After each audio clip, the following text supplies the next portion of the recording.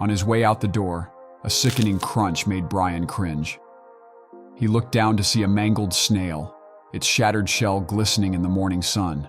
Disgusting, He muttered, dragging his shoe across the concrete to wipe off the sticky remains. Without a second thought, he climbed into his car and drove off, eager to start his day. The snail should have been dead, its fragile body crushed beneath his weight, but somehow it clung to life, twitching feebly in the faint light of the morning. That evening, as Brian brushed his teeth, he noticed something odd. A jagged crack formed across the surface of the bathroom mirror. He frowned, leaning in closer. What the hell? The mirror cracked again, splintering outward like veins. Then it happened. For a brief second, his reflection twisted into something wrong.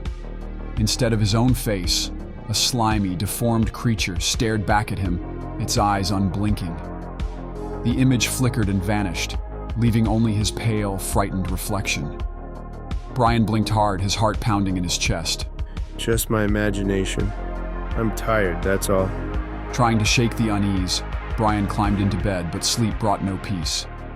In his dreams, he found himself standing in an endless field of damp grass, paralyzed as a menacing snail slithered toward him. Its grotesque face loomed closer, eyes full of hatred, its antennae twitching with malice. Brian tried to run, but his legs felt heavy, stuck in slow motion as the snail dragged itself closer. He woke with a gasp, drenched in sweat, his sheets tangled around his legs. Just a nightmare, He told himself, rubbing his face. But the feeling of dread clung to him, gnawing at the edges of his mind. The next morning, Brian walked into the bathroom, glancing at the mirror from the side. It looked perfectly intact.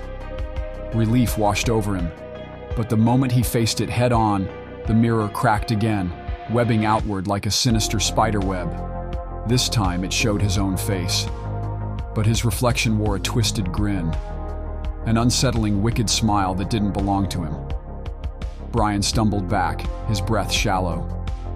He wiped his eyes, but the smile lingered for another moment before the cracks swallowed it whole.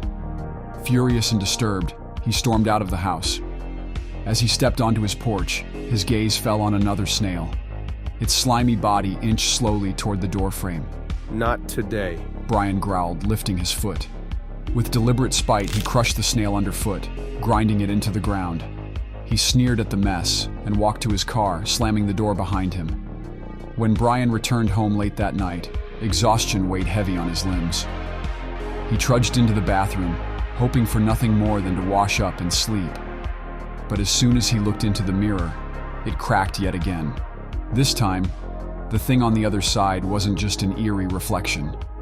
A man-like figure stood there, its distorted form somewhere between human and snail. Its eyes gleamed with a silent anger. Before Brian could scream, pain shot through his body. His bones twisted and snapped, splintering under the pressure. On the other side of the mirror, his face shattered through, his voice gurgling in agony. As his final scream choked off into a rasping wheeze, Brian collapsed to the floor. The snails slithered away slowly, their slick trails glistening under the pale moonlight like silvery signatures of triumph. And as the night grew darker, the snails moved on, patient and unhurried, knowing that justice, no matter how slow, had been served.